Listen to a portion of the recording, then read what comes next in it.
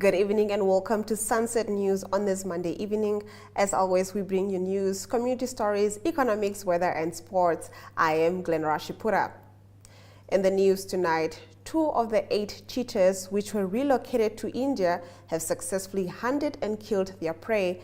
The brothers Elton and Freddie have in 10 days killed 4 adult cheetahs, an Indian wild prey species stocked especially for the cats. Conservationists are pleased to learn that Elton and Freddie are hunting regularly now. Recognizing a new prey species as food is a great indicator they are adopting to their new environment in India. This is the first time a cheetah has successfully hunted in India in more than 75 years. Activist Michael Amushelelo says although they are relieved that their case has been withdrawn, they cannot quantify the loss they endured due to their 3-month imprisonment. According to Amushelelo, they will continue fighting for Namibia that is now being colonized by the Chinese, and their morale has not decreased. Elizabeth Gotv was there. We have individuals on a daily basis who kill, rob, and do all sorts of heinous things in this society. But they are never denied bail, to the point whereby they literally have to fight tooth and nail just for them to come out. On the 12th of May, I went to Chinatown as an act of protest against the issue that we all now know of the $5 million worth of counterfeit products apparently that were banned.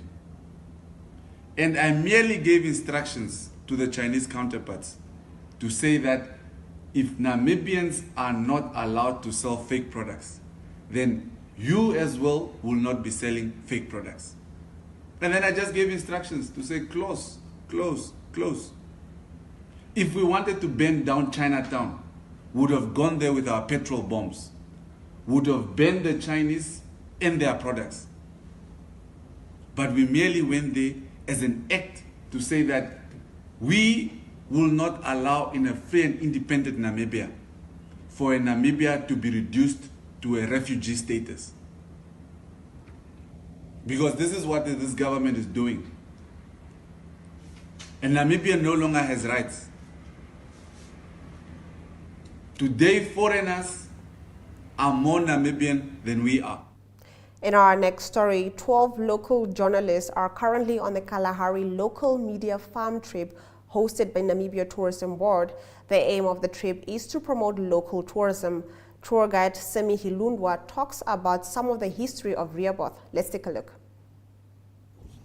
That was basically the Portuguese in the 14th centuries. The Dutch came in the 16th centuries. All right.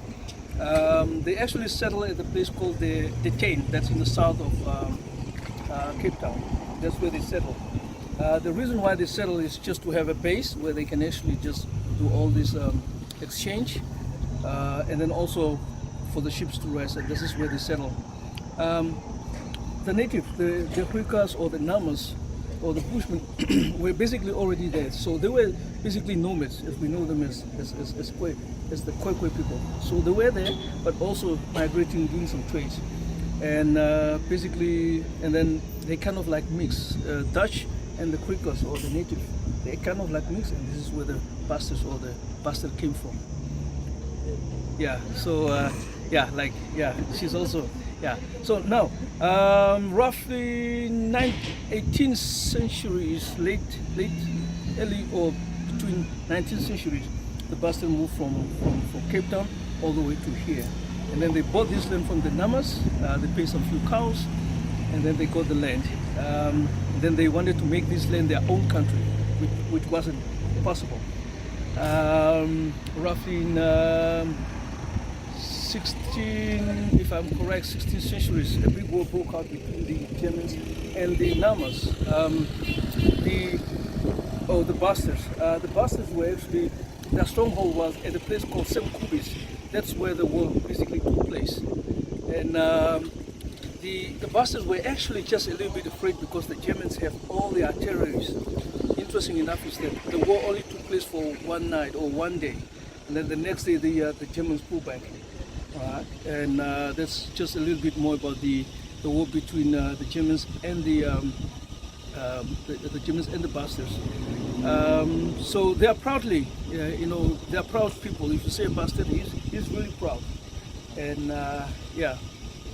So over here you have the whole history, how they are all mixed, regarding the symbols, regarding the churches that were built, and also if you look where how they were also mixed with the German forefathers and all that. So over here you can basically see the whole history regarding Leopold and also how the town.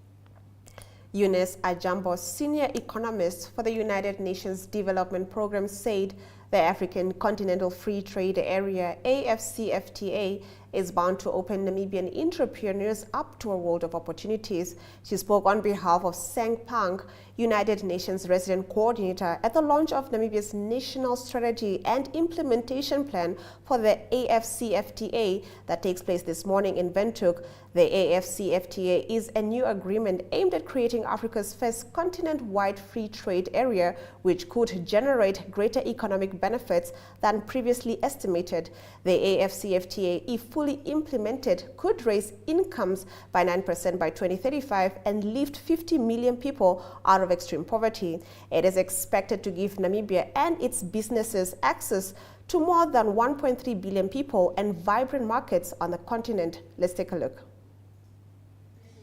In Namibia, and on my behalf, I welcome you all to this important occasion on Namibia's journey as a member of the family of state parties to the agreement establishing the African Continental Free Trade Area Agreement.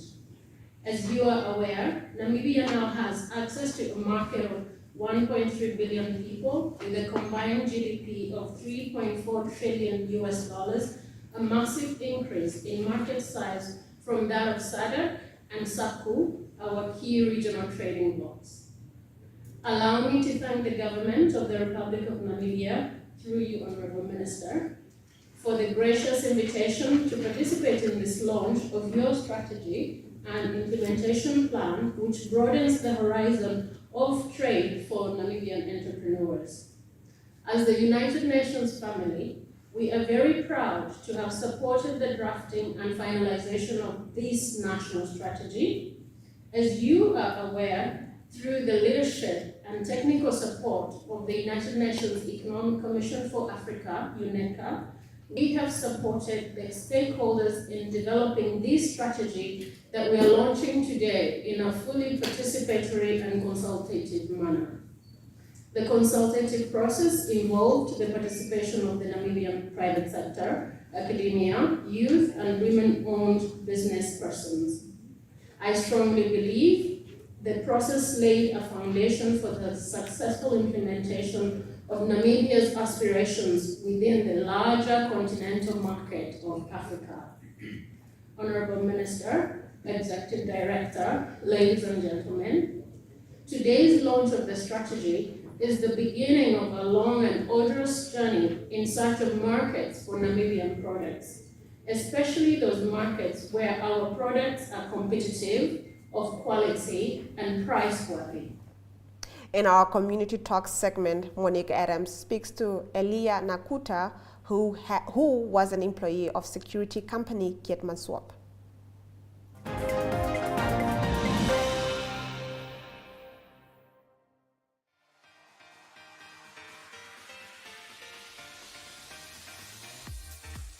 Flex is your health and fitness show that focuses on the health of the mind, body, and spirit.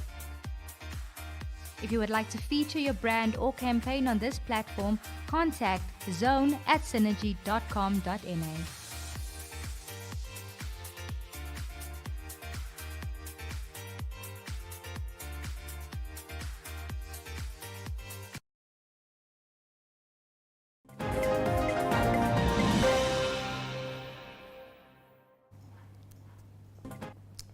Elijah Nakuta, who was an employee from Windhoek Security in Keetmanswap, speaks about the mistreatment and no payouts from the security company. He has been trying to get a hold of the owners in Windhoek, but with no success. Monique Adams spoke to him. is it right that this company has been deducting us money $200 from the first day the first month we started to work until the last month we resigned? Is it right for them? Because they have no reason why they are deducting us that money. They just take that money probably for themselves. So the labor, one of the lady at the labor office told us that no, they are actually aware of that complaint, and they have warned them already that they must stop deducting people money, which is no reason for what. On top of that, when you start working, they give you a uniform, and that uniform they have to deduct you $350 for 4 months.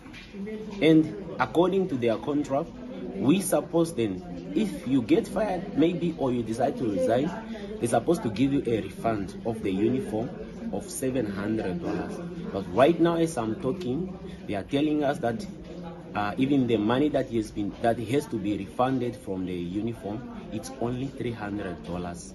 And I asked them how come and why, because that is not what is in the contract. They are still telling us that things have just changed. Any last words? The last word is that this is one of the company, as I've been trying to do some researches, is one of the company that is occupying a lot of people, especially in Windhoek. And I've been also seeing that there's also some workers in Oranjemund and probably in some places which I don't know. But the point is that I know that they are occupying a lot of people, but this company makes people to suffer, and that is the reality. There is one thing before I come to the conclusion or to the end. They also have these things of deducting people money for irrelevant stuff. I can remember very well there was a day we was at the site. We were two, and what happened is that I was having some medicines that I supposed to take from the hospital. Then I forgot them home. So actually I called the supervisor. Then I texted her. Then we was two. Then she called me that I should go get my things.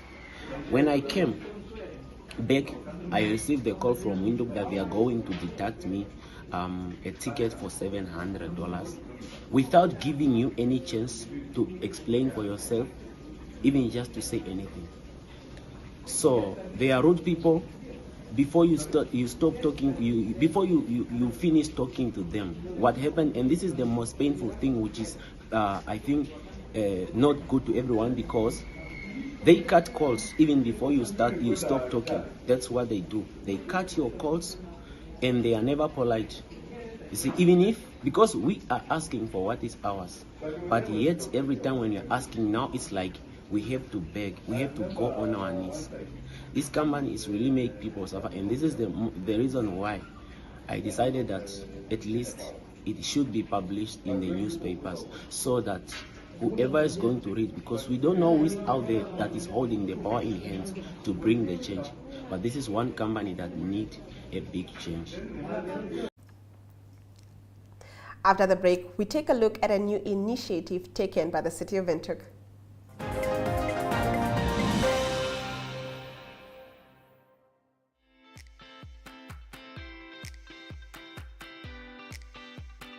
We are back again with another episode of your favorite show. Scholars, varsity and the youth generation through Zone, Varsity and School News.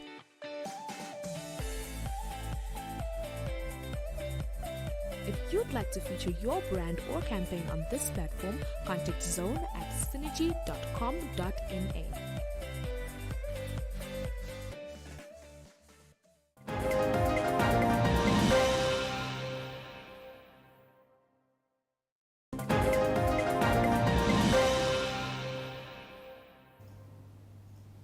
In our story of the day, Yolanda Nell takes a look at a new initiative taken by the city of Windhoek to minimize landfilling waste to zero. Let's take a look. In an effort to better its waste management, the city of Windhoek is embarking on a zero waste to landfill initiative. According to council documents, following the council meeting on Thursday last week, the city of Windhoek wants to join the Namibia Zero Waste Network. Launched in 2020 by 9 local authorities, chaired by the mayor of Tsumeb, the network have formed an advocacy group spearheading waste minimization to landfilling. According to the documents, landfilling is an expensive exercise and no capital funding is available to construct future landfill sites for waste disposal. The modern trend is to do away with landfilling, and it is achievable once all waste is recycled and others incinerated, leading to waste energy production. The concept would require a number of adoption strategies to maximize resource recovery through recycling and composting, and to maximize the longevity of resources through reuse, repair, sharing, and durable design. After the 2-year piloting phase, the network wants to create economic value with waste and will have to promote sorting waste at source, recycling, and value addition. Council members feel it is important that the project has to be linked to the youth, and this will be done through advocacy and education that is driven by the youth, the city, and consultants. The National Waste Management Strategy of 2018 and the City of Windhoek's Integrated Waste Management Plan for 2022 to 2027 are all envisioning a total waste reduction strategy in the efforts to manage solid waste. Through grant funding from the European Union in partnership with the City of Bremen, it was proposed the City of Windhoek engage in stronger recycling efforts supported by the zero waste to landfill concept. In economic news, after the break, we take a look at Bank of Namibia, which launched the Industry Cybersecurity Council.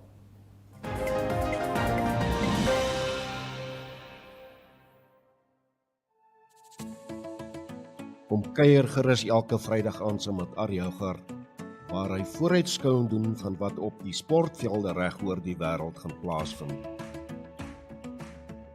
Daar word op die naweek se top internasionale sportgeleenthede gefokus en plaaslike sport in Namibië asook Suid-Afrika word in oënskou geneem. Die kenners praat saam en huidige asook oud spelers gee hul mening en ons hoor grootlik sommer uit die spreekwoordelike perd se bek. Niemand weet met sekerheid wat die naweek op die sportveld gaan gebeur nie, maar iemand weet wel watter faktore die uitslae kan beïnvloed. Ons praat met daardie iemand wat weet, en soms word geheim ook uitgelaat. Vrydaande is ons in die tonnel gereed om uit te draf. Dit is jou Vrydag afspraak wat jou ingelig gaan hou alvordat die spelers uit die tonnel opdraf. Sport is ons passie, sien jou in die tonnel.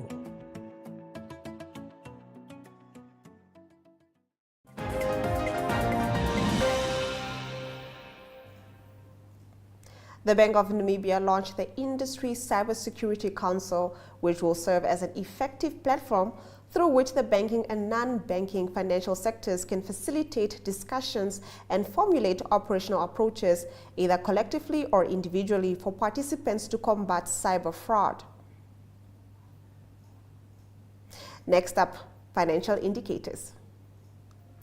The Namibian dollar trades at 17.37 to the US dollar and 17.79 to the euro. It trades at 20.51 to the pound and 2 Namibian dollars and 42 cents buys you 1 Chinese yuan. Zinc is up by 1.47% and Brent crude oil is down by 0.48%, trading at 87 US dollars and 20 cents per barrel. In the international slot, we look at a 5.6 magnitude earthquake which killed 56 people and wounded hundreds in Indonesia's West Java province. Do stay with us.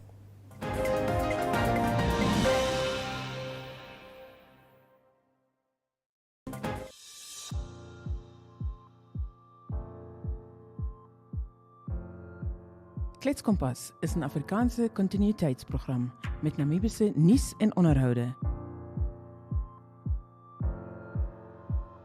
As jy jou handelsmerk of veldtog op hierdie platform wil vertoon, kontak klets@synergy.com.na.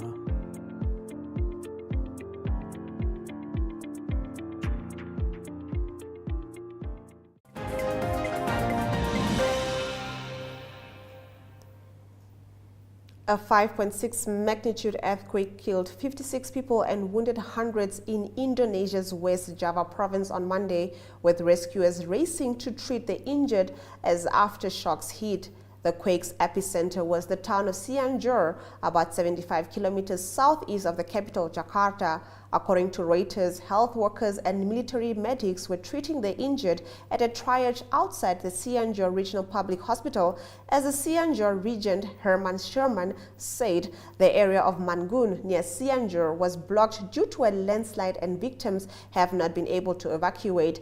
The National Disaster Agency said 23 people were likely still trapped under the rubble of collapsed buildings. More than 1,770 houses were damaged and nearly 3,900 people had been displaced in Cianjur, spokesperson Abdul Muhari said. Do stay with us for the weather update after this.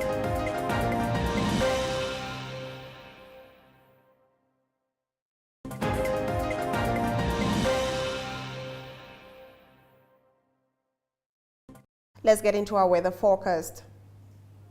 A sunny and hot weather is expected in the north, with Nana at 37 degrees and Ruacana at 36. Sunny weather is expected with a high of 19 degrees in Walvis Bay and partly cloudy weather of 18 degrees in Henties Bay. In the sports section tonight, we take a look at Tigers Football Club, who on Saturday elected a former player as their new chairperson of its executive management committee.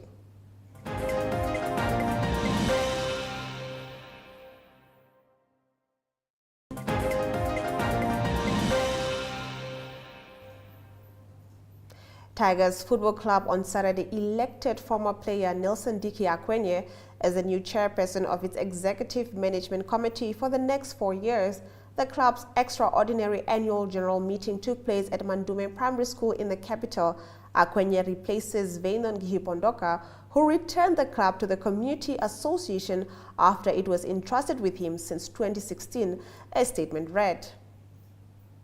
Southern Stream First Division, SSFD, has announced the appointment of Marketing Officer Ruksi Kharuab effective 17th November. Kharuab comes with a wealth of experience in social media marketing and the organization of successful sports events. Apart from being the founder of one of the most popular bush soccer tournaments in Namibia, the Queen's Up Soccer Bonanza, he played for Katutura Outfit Strangers Football Club as a right back. A statement from SSF read.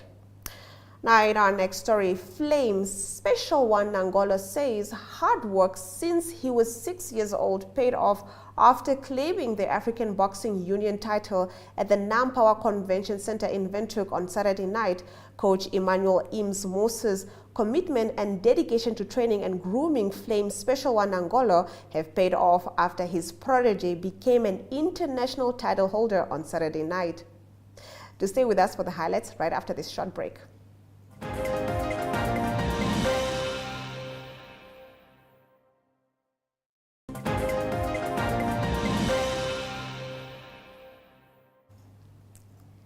Getting into our highlights, 2 of the 8 cheetahs which were relocated to India have successfully hunted and killed their prey.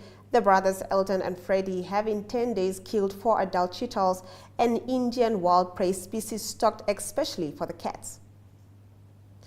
Activist Michael Amushelelo says, although they are relieved that their case has been withdrawn, they cannot quantify the loss they endured due to their 3-month imprisonment. Tigers Football Club on Saturday elected former player Nelson Diki Akwenye as the new chairperson of its executive management committee for the next 4 years. The club's extraordinary annual general meeting took place at Mandume Primary School in the capital. And with that, we've come to the end of the broadcast. Make sure you join Sunset News on Facebook, on all the NMH platforms on weekdays, as well as on our website, oneuptwo.com. Sunset News screens on Dstv channel 285 and Gotv channel 94 every weekday from 7:30 p.m. to 8 p.m. This has been Sunset News. Don't end your day without us.